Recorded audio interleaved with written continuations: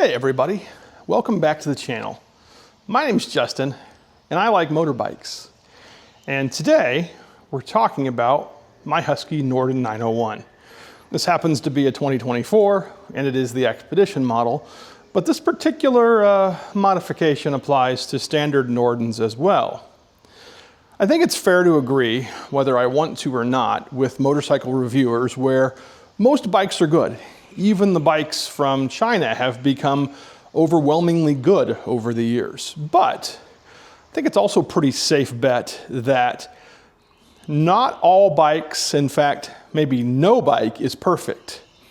If it were, the aftermarket modification industry would be out of business, and I don't think that's going to be allowed to happen. So today, obviously, we're talking about some aftermarket modifications, but maybe not in the way you're thinking. So we're zoomed in up close on my Norden, the front of my Norden to be exact, and I want to show you a weak point on this bike.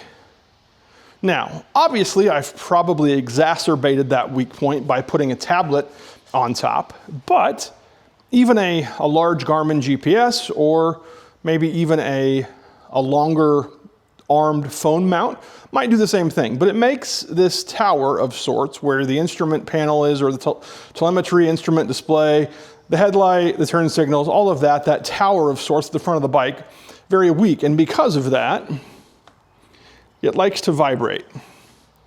And the options for fixing it are don't fix it or convert the bike to a rally bike. And while I'd love to, the best rally system I found is from Aurora, and that currently costs $3,500 at least. So until I can convince someone to buy that for me, I need a solution that's not so expensive. Let me show you what I'm gonna do. All right, so we're back over at the workbench, and besides my camera shadow, what you can see are two 3D printed braces that are designed to shore up or stiffen up or add some rigidity, however you want to phrase it, to that Norden 901 tower assembly. And the best part about these is I didn't buy them or ship them, I made them on my Bamboo Labs A1 3D printer that actually I bought a week ago. So I'm relatively new to 3D printing, but luckily these models existed. So I'm going to show you where these go, what they do, what they fix, and how we go about installing them. And I'll also put links to the models and the files in the description of this video. So that if you have a Norden or know someone that does and want to make these parts for yourself or have them made, no, I'm not offering to make them, but you can have them made so you can improve your bike as well. All right, so here we can see our first brace. And yes, it is white. I started out printing that because that was the filament I had loaded. It is printed in PETG or PETG, and it goes, as you can see, the center bolt or screw here on the kind of the high point of the tower forward, which will be behind the windscreen. And then you'll see that it has two holes, one on either side, that have those white spacers in them, and those fit into the side bolts where the headlight mounts. So you are gonna have to loosen up your headlight to do this. Again, pretty straightforward. This fits up really nice. I didn't have to make any modifications to this model before I printed it. And I'm very happy with the design and the way it fits up. So I'm gonna get this fastened down, then we'll talk about the other brace and where it goes and what it looks like once it's installed. All right, so let's take a second and talk about bolts. The 4 different selections which are required for installing these brackets came from Amazon. In total, being a Prime member, like I'm sure many of you are, I got free shipping. In total, I was out just under $30. I could not find all of these sizes at my local hardware store. I went to Fastenal, which if you're unfamiliar is a kind of industrial bolt fastener and hardware store. And while they had them, the rate at which they were willing to sell them and the amount I would have had to buy would have made that a very not financially wise decision. So I went on Amazon. I'm not sure of the quality, but I think they'll hold for what I'm doing. So I went on Amazon, I found these. They came in a day or two. as per Amazon. So yeah, I'm happy with these fasteners, and just to give you an option of where you might be able to find some for your projects as well. All right, so now we can see our white forward headlight area brace installed. You can see we have these socket cap hex screws, bolts, whatever you want to call them. The model is made with the kind of the inset holes to support that, and that way you're using kind of the same tools as you're working on your bike in other areas, since most of the bolts on these bikes are hex. All right, so that's the first brace. Let's take a look at the second brace, see where that goes and what that does, and get that installed. So it's a little harder to see black on black here, but I think it's going to be pretty obvious. So, and I wanted to show you the left side of the bike because in 2024, Husqvarna added a USB port on the left side here. So I have this USB-A port, and because of that, the model had to change. So in this particular file, for this particular brace, you'll see that there are two models, one for up to 2024 and one after 2020, or one up to 2023 and one after 24. And so this obviously is the one after 24. You can see that it mounts up here where this screw is. There's a screw down here by the headlight adjuster where it also replaces to brace.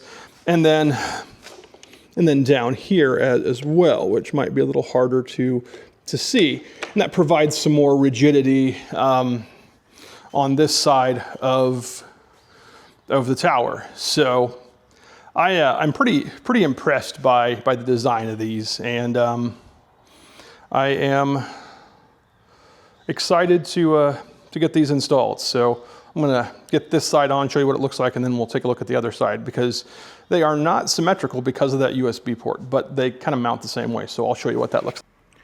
All right, so back at the workbench while we're installing these black braces, and I wanted to show you some extra parts you're gonna need, whether you have a pre-24 or a 24 and later bike.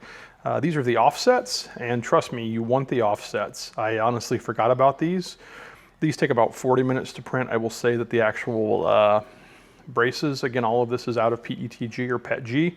These take about 40 minutes to print. The actual braces themselves, both of the braces print on the same plate or same job, take about 8.5 hours, so just be aware of that. But I'm gonna install these and hopefully it'll make a few things fit a little bit better than I was expecting. All right, so here is our left side bracket installed. You can see we have our spacer on both of these upper holes, and on this lower hole, you can see that I don't have one. Now, they do give you a spacer for that lower bolt.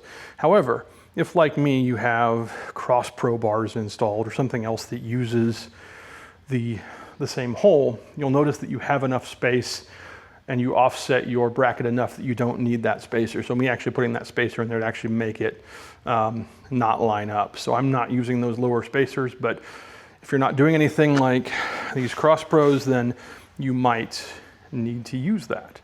So let's do the right side, and then we can come back and put this video to bed. All right, and here you can see we have the right-hand side. The install is the same as the left-hand side, with the exception of no USB port on the right-hand side. So all snugged up. That's also why you have an odd number of one of the bolts that is required. So there we have it. Those are the braces that I am choosing to use to try to increase the rigidity and the performance of this front tower configuration on my Norden. These were very easy to print. Again, I printed both in PETG or PETG. The white bracket, headlight side bracket, took about 2.5 hours to print. The black brackets here by the display on this other side of the tower, that took about 8.5 hours for both those brackets printed on the same job, same sheet. And then about 40 minutes for those offsets, those spacers. Yeah, it was really easy.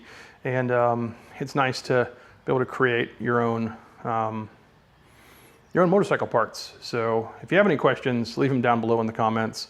Do my very best to respond. Like I said, I will put the models, the files for these in the description of the video as well. So if you have a Norden or know someone who does, you can print these out and hopefully prove the performance of your bike as well. If you've made it this far, please consider giving the video a like. And if you're interested in what else I've got going on with this bike, or the Multistrada, or the Z900 RS over there, subscribe. I'm going to try to do a better job of making content where we actually leave the garage, maybe go on some rides and explore this strange passion of motorcycling that obviously I have, and maybe you do too, especially if you're watching these videos. So again, thanks so much for watching, really appreciate it. If it is conducive to ride where you are, please do so safely. And for everybody else, hopefully your time is coming, as I hope mine will as well. I think I count the number of fake springs we've had so far, and we're up to like 12, so it's about time for real spring to come. And yeah, so I look forward to being out there and riding as well.